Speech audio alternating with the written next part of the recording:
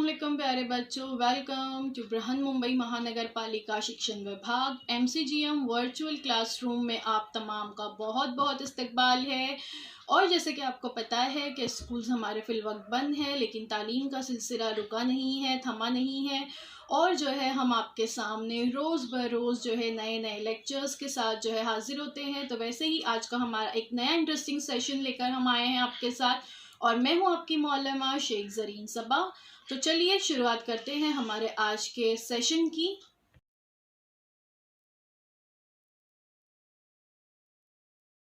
प्यारे बच्चों, welcome to Zareen Saba virtual studio. हमारे इस चैनल में आप तमाम का बहुत बहुत इस्तकबाल है, और आप चाहते हैं कि आपको आगे भी हमारे तमाम वीडियोस इसी तरह से मिलते रहें, इसलिए हमारे चैनल को सब्सक्राइब करना ना भूलें।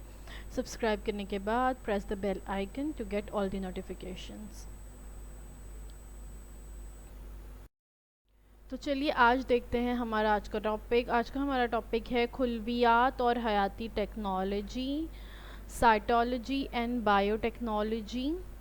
जमात दाहूम के लिए स्टैंडर्ड 10th के लिए मजमून है साइंस 2, और मैं हूँ आपकी मौलमा Zareen Saba from MCGM virtual classroom Mumbai. तो बच्चों, स्कूल बंद है लेकिन तालीम का सिलसिला जारी व सारी रहे, इसलिए हम हर रोज़ एक नए वीडियो के साथ आपके सामने हाजिर होते हैं। सबसे पहले ये समझ लेते हैं कि खुलिया किसे कहते हैं या खुलिये से क्या मुराद है। ये बतौर इयादा सवाल दिया हुआ है, और आप पिछली जमातों में पढ़ चुके हैं कि खुलिया किसे कहते हैं, या इससे पहले वाले चैप्टर्स में भी हम देख चुके हैं। लाइफ प्रोसेस जो आपका चैप्टर है, पहला सबक और दूसरे सबक, उसमें हमने बहुत डिटेल में देखे थे कि खुलिया किसे कहते हैं। Cell are the smallest living units in a living thing. Cell जो है वो बुनियादी अफ़ाली इकाई है।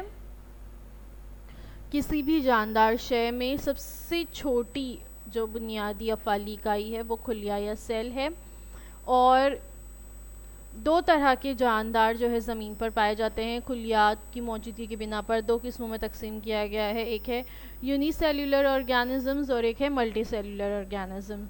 living things made up of a single cell called unicellular, and living things made up of many cells called multicellular organisms। ठीक है, तो cell structures किस तरह से होते हैं यहाँ पर आप देख सकते हो।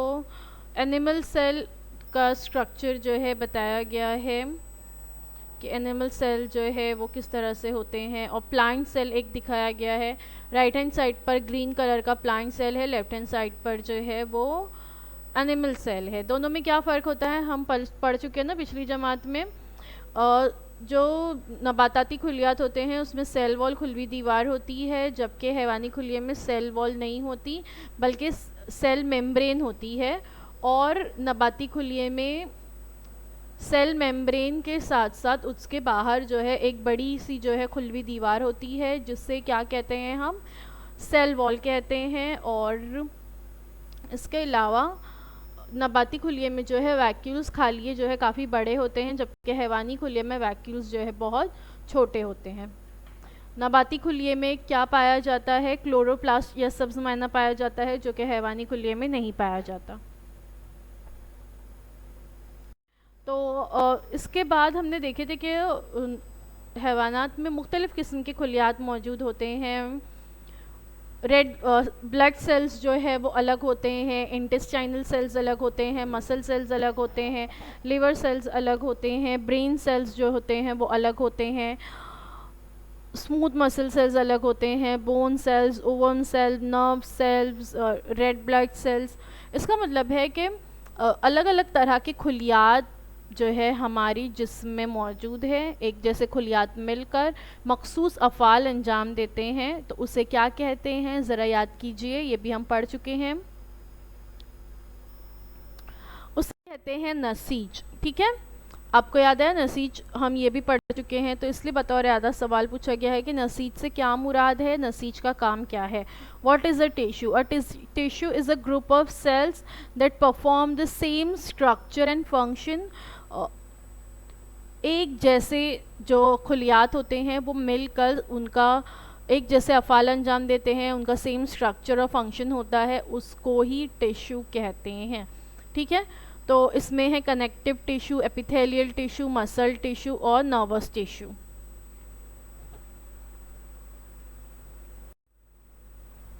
देखिए, सेल जो है बुनियादी अफ़ाली इकाई है। एक जैसे सेल से मिलकर बनते हैं टिश्यूज़, टिश्यूज़ से मिलकर बनते हैं ऑर्गन, ऑर्गन से मिलकर बनता है ऑर्गन सिस्टम, और ऐसे बहुत सारे ऑर्गन सिस्टम हमारे जिस्म में मौजूद है जिससे मिलकर हमारा पूरा ऑर्गेनिज्म बना हुआ है। सेम चीज़ जो है हैवानात में भी होती है और सेम चीज़ नबातात में भी होती है।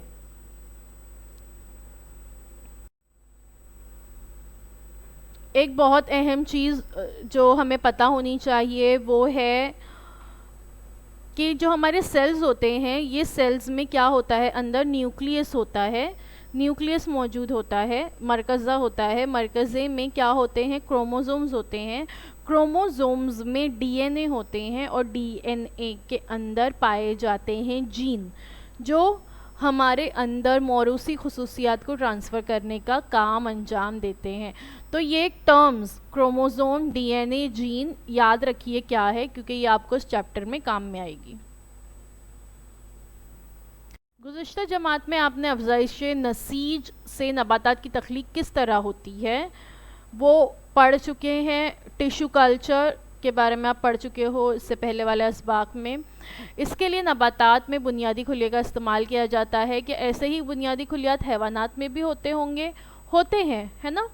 तो ये हमने इसके पहले देख चुके हैं। इसको थोड़ा सा देख लेते हैं कि टिश्यू सैंपल जो है स्क्रेप फ्रॉम पेरेंट प्लांट, और फिर टिश्यू सैंपल प्लेस्ड इन अगर ग्रोथ मीडियम कंटेनिंग न्यूट्रिएंट्स, जिसमें न्यूट्रिएंट्स होते हैं उसमें उसको रखा जाता है। सैंपल डेवलप इनटू टाइनी प्लैंकलेट्स, और फिर ये प्लैंकलेट्स प्लेस्ड इनटू कंपोस्ट। फिर यहाँ से ये जो छोटे छोटे पौधे उसमें से निकल आते हैं उनको ले जाकर ज़मीन में बो दिया जाता है और फिर उससे नए नबातात उग कर आते हैं। तो ये कुदरती तरीका नहीं है, ये इंसान ने जो है एक मसनूई तरीका ईजाद किया है जिसको अफ़ज़ाइश नसीज का तरीका कहते हैं। और इस तरीके का इस्तेमाल करके आजकल बहुत ज़्यादा बड़ी तादाद में अलग अलग किस्म के और मुख्तलिफ़ खुसूसियात रखने वाले नबातात उगाए जाते हैं। साइटोलॉजी या खुलवियात, इससे कबल आपने खुलियों की अक़साम, खुलियों की साख्त और खुलियों के अंदरूनी हिस्से का मुताला किया। इसी को खुलवियात कहते हैं। खुलवियात खुलिये से मिलकर बना है, खुलिया यानी सेल, और खुलवियात या साइटोलॉजी, सेल क्या है, the structure and functional unit of all living things. Cytology क्या है, द स्टडी ऑफ सेल। जब सेल्स की हम स्टडी करेंगे तो वो होगा साइटोलॉजी। खुलवियात इल्म हयातियात की एक शाख है। इसमें ऊपर दर्ज शुदा बातों के अलावा खुलिये की तकसीम, इसी तरह खुलियों के ताल्लुक से दीगर बातों का भी मुताला किया जाता है। जिसमें खुलियात के बारे में डिटेल में मालूमात हासिल की जाए उसे ही दरअसल खुलवियात कहते हैं। खुलवियात की वजह से इंसानी सेहत के शोबे में ढेर सारी इनकलाबी तब्दीलियाँ हो रही है। भारत में पूना और बेंगलुरु में खुसूसी तौर पर खुलियों की तहकीक करने के लिए तहकीकी इदारे कायम किए गए हैं। पूना में national centre for sale science और बेंगलुरु में INSTEAM नामी इदारों में खूब अहमियत की हामिल तहकीकात जो है की जा रही है। इंडिया या हमारा मुल्क हिंदुस्तान भी किसी भी तरीके से आज साइंस और टेक्नोलॉजी के मामलात में पीछे नहीं है। हम जो है मुख्तलिफ़ शोबे में, साइंस की जितनी भी शोबे हैं उनमें बहुत हम तरक्की कर रहे हैं। लेफ्ट हैंड साइड पर आप NCCS की बिल्डिंग देख सकते हैं, national centre for sale science, जिसमें साइटोलॉजी पर बहुत तहकीकात की जा रही है। ये पुणे में है। राइट हैंड साइड की बिल्डिंग जो आपको नज़र आ रही है ये बेंगलुरु में है, जिसे INSTEM कहते हैं। इसकी वेबसाइट्स भी यहाँ दी हुई है, तो आप इन वेबसाइट्स पर जाकर भी इन इदारों के बारे में मालूमात हासिल कर सकते हैं। अगर आप चाहते हैं कि आप फ्यूचर में साइटोलॉजी में मज़ीद मालूमात हासिल करें और आप रिसर्च करना चाहते हैं, आप साइंटिस्ट बनना चाहते हैं या आप इन इदारों में काम करना चाहते हैं, तो आपको ज़रूर इन वेबसाइट्स पर जाकर मज़ीद मालूमात हासिल करनी चाहिए। माँ खुलिया या बुनियादी खुलिया या स्टेम सेल्स किसको कहते हैं वो देख लेते हैं। कसीर खुलवी जानदारों के जिस्म में मखसूस किस्म का खुलिया होता है। ये खुलिया कसीर खुलवी जानदारों के जिस्म में तमाम दीगर अक़साम के खुलियों को पैदा करता है। इसी तरह ज़ख्म होने पर भी वो भर जाते हैं। इसमें खुलियों का बहुत अहम किरदार है। देखिए ये भी हमने इससे पहले वाला आपका चैप्टर है, हमने उसमें देखे थे कि कोई ज़ख्म अगर आपको लग जाए, कहीं पे कट जाए, तो थोड़े दिन के बाद वहाँ पर वो ज़ख्म भर जाता है। तो ये ज़ख्म भरने में भी खुलियात बहुत अहम किरदार अदा करते हैं। मादा ज़वाजा और नर ज़वाजे के मिलाप से जुफ्ता बनता है। ठीक है, एग सेल और स्पर्म सेल्स जब मिलते हैं तो फर्टिलाइजेशन होता है। फर्टिलाइजेशन के बाद उसका डेवलपमेंट होता है और एम्ब्रियो बनता है। जुफ्ते से जो है फिर जानदार बनते हैं। इसी दौरान इब्तिदा में वो खुलियों का गोला होता है, यानी कुछ भी नहीं होते। जब मादा और नर ज़वाजे मिलते हैं जो जुफ्ता बनता है वो कुछ और नहीं होता है बल्कि बहुत सारे सेल्स जो है वो एक दूसरे से मिले हुए होते हैं। तो हम कह सकते हैं कि एक गोला होता है खुलियों का। इसमें तमाम खुलियात तकरीबन एक जैसे होते हैं। तस्वीर में आप एम्ब्रियो देख सकते हैं, बताया गया है एक सेल, स्पर्म सेल, उससे फर्टिलाइजेशन, फिर डेवलपमेंट, फिर एम्ब्रियो आप देख सकते हो। इस स्टेज पर तमाम खुलियात जो है एक जैसे होते हैं। इसमें फिर मज़ीद डेवलपमेंट होता है। फिर बच्चे के हाथ, पैर, आँख, कान, दीगर आज़ा जो है बाद में डेवलपमेंट के बाद बनने लगते हैं और फिर उसके बाद बच्चे की पैदाइश होती है। तो इन खुलियात को ही, ये जो खुलिये का गोला होता है एम्ब्रियो स्टेज पर, इन खुलियात को ही माँ खुलिया, बुनियादी खुलिया, साक खुलिया या स्टेम सेल्स कहते हैं। Stem cells are undifferentiated cells with the capacity to both differentiate and multiply into the 200 cell types that form a human being। अब देखिए ये एक छोटे से एक जैसे नज़र आने वाले खुलियात किस तरह से बढ़ते हैं और बढ़कर तकरीबन 200 तरह के मज़ीद खुलियात जो है इनसे तैयार होते हैं। और आप यहाँ पे देख सकते हो kidney cells, liver cells, bone cells, lung cells, brain cells, blood cells, heart cells, muscle cells, pancreas, egg cells, sperm cells. तो ये तमाम किस्म के खुलियात किससे बनते हैं? स्टेम सेल्स से बनते हैं। आगे जाकर यही खुलिये जिस्म के किसी भी खुलिये की अलग अलग नसीजों की तख्लीक करते हैं और मुख्तलिफ अफ़ाल अंजाम देने लगते हैं। इसी को बुनियादी खुलिये की तफरीक कहते हैं। लेकिन एक मरतबा नसीज तैयार होने के बाद वही खुलिया अपने जैसे दीगर खुलियात तैयार कर सकता है। जिस्म के तमाम हिस्सों में यही सूरत हाल होती है, लेकिन कई मकामात पर साक खुलियात जो है काफ़ी अरसे तक रहते हैं। यानी ऐसा भी है कि ये स्टेम सेल्स जैसे जैसे हमारा बच्चे की ग्रोथ होती है, जिस्म की ग्रोथ होती है हमारे, तो ये स्टेम सेल्स जो है दीगर तरह के खुलियात में तब्दील होते हैं। उससे नसीज तैयार होती है। नसीज तैयार होने के बाद उसी तरह के खुलियात भी तैयार हो सकते हैं जिस तरह की वो नसीज है। जैसे मैंने बताई कि आपका हाथ अगर कट जाए तो वहाँ पर जिस तरह की नसीज है वो खुलियात वहाँ पर तैयार होते हैं, नए खुलियात, और आपका ज़ख्म वहाँ पर भर जाता है। तो स्टेम सेल्स से बहुत सारे सेल्स यहाँ पे बनते हैं। ठीक है,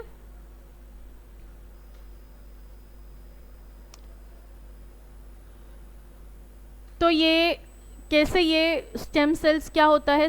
सिर्फ हम यहाँ पर अगर देखेंगे तो फर्टिलाइज्ड एग आप देख सकते हो। नर ज़वाजा मादा ज़वाजा के मिलने से फर्टिलाइज्ड एग, जिसमें एक ही सेल होता है, एम्ब्रियो एट डे 3, तीसरे दिन के बाद जो है ये एम्ब्रियो में, यानी एक जैसे खुलियात का गोला जिसे हम कह सकते हैं, तकरीबन इसमें 8 सेल्स होते हैं। तो उसके बाद ब्लास्टोसिस्ट एट डे 9, 300 सेल्स जो है इसमें होते हैं। अब इसके बाद मज़ीद तरह के खुलियात, अलग अलग तरह के खुलियात जो है और नसीजों से तैयार होने लगती है।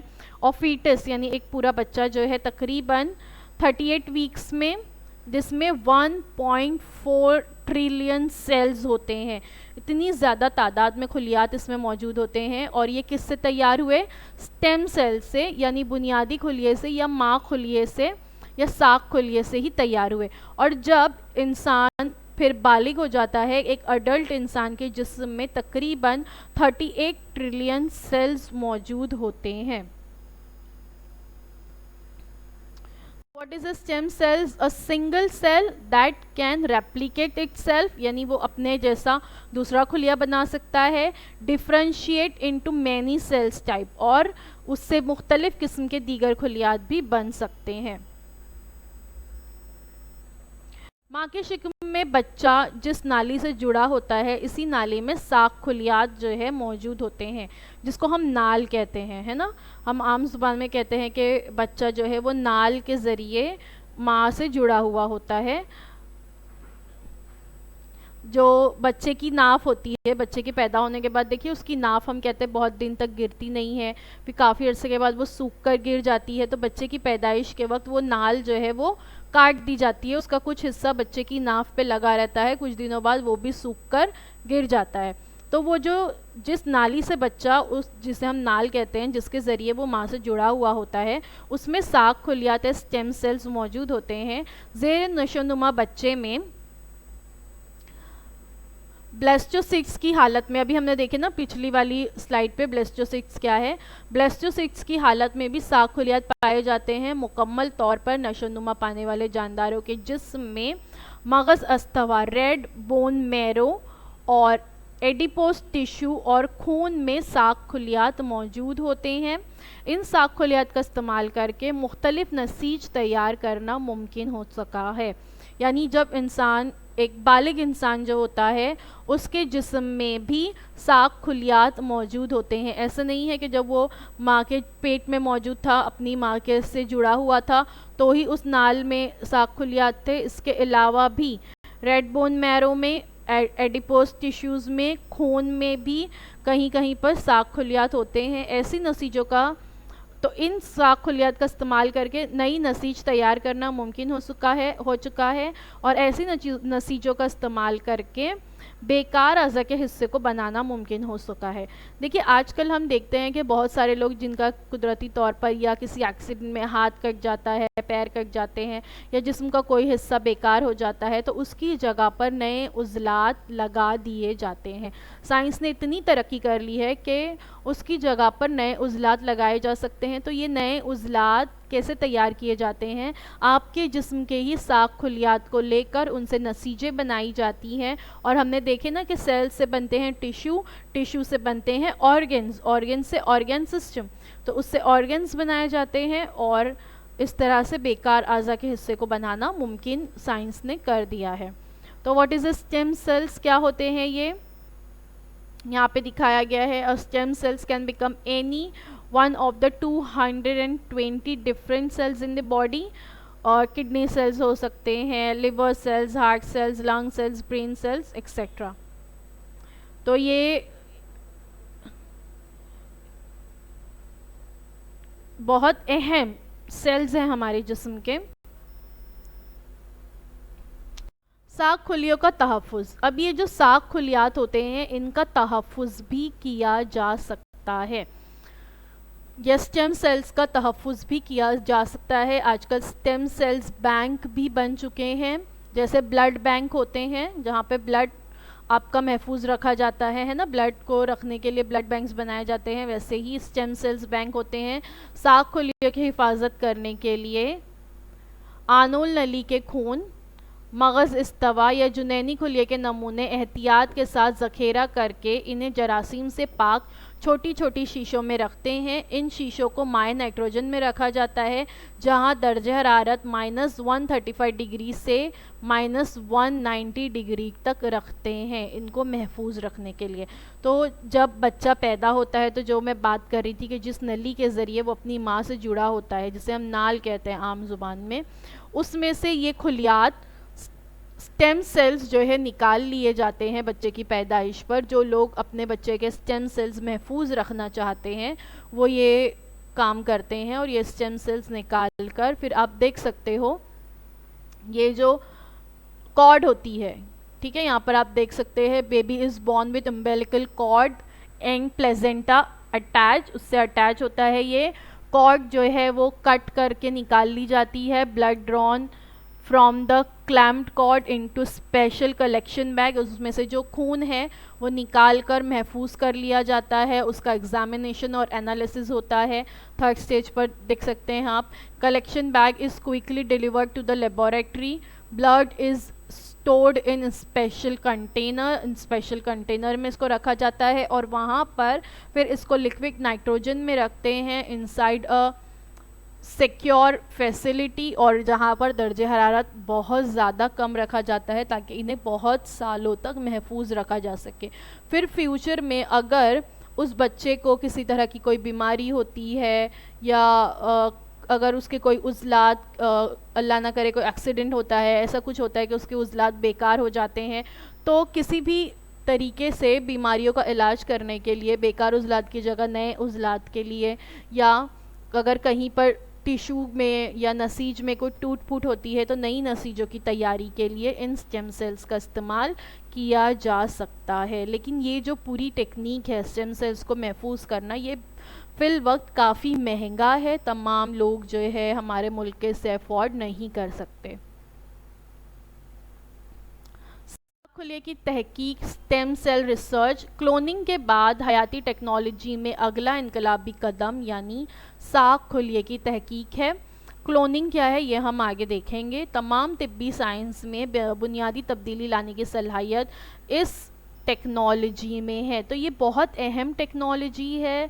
स्किन सेल्स देख सकते हैं आप लोग, स्किन सेल्स और रिप्रोग्रामेड और system cells, heart cells turn into nerve cells, immune cells, और फिर understanding the disease, testing new treatments, यानी अगर कोई इंसान को कोई बीमारी हो जैसे अल्जाइमर्स वगैरह हो तो उसके स्टेम सेल्स लेकर उस पर मज़ीद तहकीक की जाती है और फिर उसके टीके तैयार किए जा सकते हैं, उससे के लिए दवाइयाँ तैयार की जा सकती है, या इन्हीं स्टेम सेल्स का इस्तेमाल करके उस बीमारी को ख़त्म करने की कोशिश की जा सकती है। तो स्टेम सेल रिसर्च जो है ये एक बहुत अहम, एक साइंस की एक अहम शाख बनकर आज सामने आ रही है और इसमें आगे बहुत सारी रिसर्च अभी बाकी है। तो अगर आप चाहते हैं कि आप इस फील्ड में जाएं तो आप जो है इसे चुन सकते हैं क्योंकि इसका आगे जाके बहुत स्कोप है। ज़राए की बुनियाद पर साख खुलियों को दो अहम किस्मों में तकसीम किया जा सकता है। एक है एम्ब्रियोनिक यानी जुनैन साख खुलिया और एक है बालिग खुलिया। जैसे मैंने बताई कि फर्टिलाइज्ड एग्स जो होते हैं उसमें ब्लास्टोसिस्ट जो स्टेज होता है उसमें स्टेम सेल्स होते हैं, तो ये एम्ब्रियोनिक या जुनैन साख खुलिये की स्टेज है या किस्म है।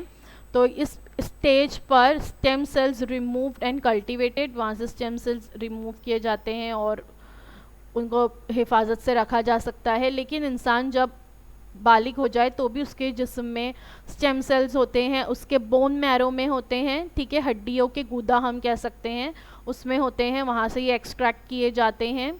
Bone marrow contains many types of cell, useful stem cells are selected and grown, बहुत सारे किस्म के होते हैं, उसमें से यूजफुल स्टेम सेल्स निकाल लिए जाते हैं और उनको ब्लड सेल्स में, न्यूरल सेल्स में या मसल सेल्स में ग्रो किया जा सकता है।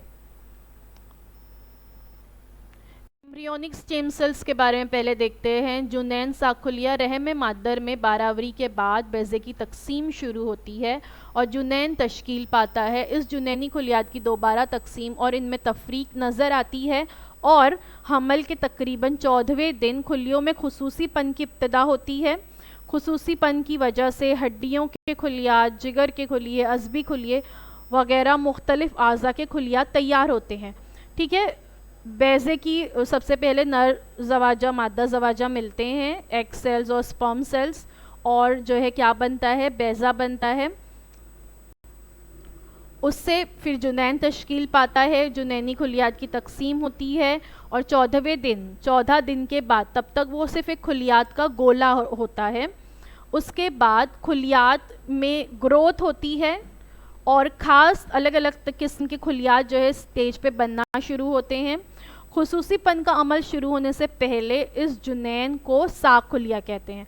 ये जो खुसूसीपन का अमल शुरू हो रहा है कि अलग अलग किस्म के खुलियात बन रहे हैं, उसके पहले वाला स्टेज जब वो सिर्फ एक खुलियात का गोला है, उसको ही स्टेम सेल्स या साख खुलियात कहते हैं। इंसानी जिस्म में तकरीबन 220 किस्म के खुलियात एक ही किस्म के खुलिये से यानी जुनैन से साख खुलिये से पैदा होते हैं। इसीलिए तिफ्ल खुलिया गैर मुनक़सिम इब्तदाई शक्ल में खुद को तजदीद करने की सलाहियत वाला तमाम इंसानी खुलियों का सरपरस्त खुलिया होता है। साख खुलिये में मौजूद इस सलाहियत को कसीर सलाहियत कहते हैं, यानी ये साख खुलिया जो है इससे मज़ीद किस्म के खुलियात जो है तैयार हो सकते हैं, इसलिए उसको कसीर सलाहियत वाला खुलिया कहते हैं। 14वें दिन के बाद से खुलियों की खुसूसीपन की इब्तिदा होने से कब्ल 5 से 7 दिन में अगर इन साख खुलियों को निकाल कर तजुर्बा गाह में उनकी नशोनुमा की जाए और इनमें खुसूसी हयातियाती कीमियाई मादे शामिल किए जाएं तो हस्ब ख्वाहिश खुलिये बनाए जा सकते हैं। इसी से नसीज और उसके बाद के आज़ा बनाए जा सकते हैं। देखिए, अब 14वें दिन के बाद जब ये सिर्फ एक खुलिये का गोला है, उसके बाद जब वो जुनैन की शक्ल में होता है, अगर उन वहाँ से साख खुलियों को निकाल लिया जाए, यानी रहम मादर से उनको जो है निकाल लिया जाए, माँ के पेट से उसे निकाल लिया जाए और उन साख खुलियों को वहाँ से निकाल कर तजुर्बा गाह में अगर उनकी नशोनुमा की जाए और नशोनुमा करके उनमें मखसूस हयातियाती कीमियाई मादे शामिल किए जाए कि हस्ब ख्वाहिश खुलिये फिर बनाए जा सकते हैं। यानी अगर कोई शख्स चाहता है कि मेरा बच्चा जो है वो उसके बाल सुनहरे रंग के हो या उसकी हड्डियां लंबी हो ताकि उसकी लंबाई ज़्यादा हो, तो उसकी ख्वाहिश के मुताबिक हस्ब ख्वाहिश खुलिये वहाँ बनाए जा सकते हैं। उस स्टेज पर उस तरह के खुलियात वहाँ ऐड किए जा सकते हैं और इसी से नसीज और उसके बाद के आज़ा भी बनाए जा सकते हैं। तो साइंस ने इतनी ज़्यादा तरक्की कर ली है कि हस्ब ख्वाहिश भी एक बच्चे के खुलियात जैसे उसके माँ बाप चाहते हैं उस तरह से उसके अंदर वो खुसूसियात डाली जा सकती है। ये यहाँ पर से बताया गया है early human embryo, embryonic stem cell. Embryonic stem cell remove किए जाते हैं, कल्चर इन लेबोरेटरी, इसे लेबोरेटरी में रखा जाता है। फिर mass of undifferentiated embryonic stem cells, different culture conditions, whole organs बनाए जा सकते हैं, gut cells, muscle cells, nerve cells. ठीक है, ये एम्ब्रियो यहाँ पे बताया गया है और ये कल्चर्स ब्लास्टोसिस्ट स्टेज पर, ब्लास्टोसिस्ट स्टेज पर इसमें से जो है सेल्स निकाल लिए जाते हैं, स्टेम सेल्स, और इसे जो है फिर लेबोरेटरी में कल्चर्ड इन लेबोरेटरी में रखकर जो है फिर इसकी नशोनुमा की जाती है और इस स्टेज पर इसे महफूज भी रखा जा सकता है या इसमें ख़ास किस्म के खुलियात ऐड भी किए जा सकते हैं मखसूस ख़ास हयातियाती कीमियाई मादों के ज़रिए। बालिग साख खुलिया, अडल्ट स्टेम सेल। बालिग साख खुलिया क्या है? बालिग अफराद के जिस्म में भी साख खुलियात हासिल किए जा सकते हैं। बालिग अफराद के जिस्म से साख खुलिया हासिल करने के 3 ज़राए हैं। पहला है मगज़ इस्तवा या बोन मैरो जिसे कहते हैं। ठीक है, बोन मैरो से ये हासिल किए जा सकते हैं, हड्डी के गूदे से। इसके बाद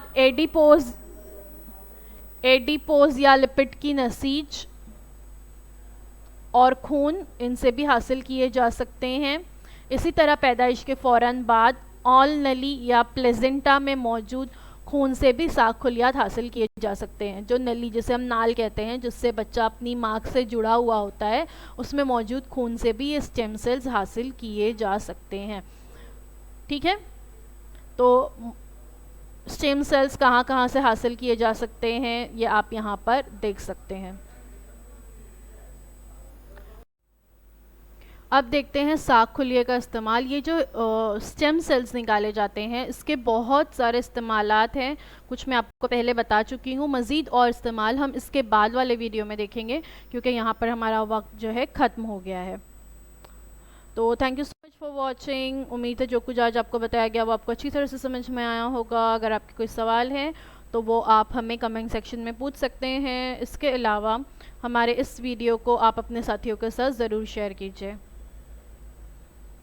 आपको हमारा ये वीडियो अच्छा लगा है तो प्लीज़ इसे शेयर कीजिए, लाइक कीजिए, सब्सक्राइब कीजिए हमारे चैनल को। सब्सक्राइब करने के बाद press the bell icon to get all the notification. Thank you so much for watching. अल्लाह हाफिज़।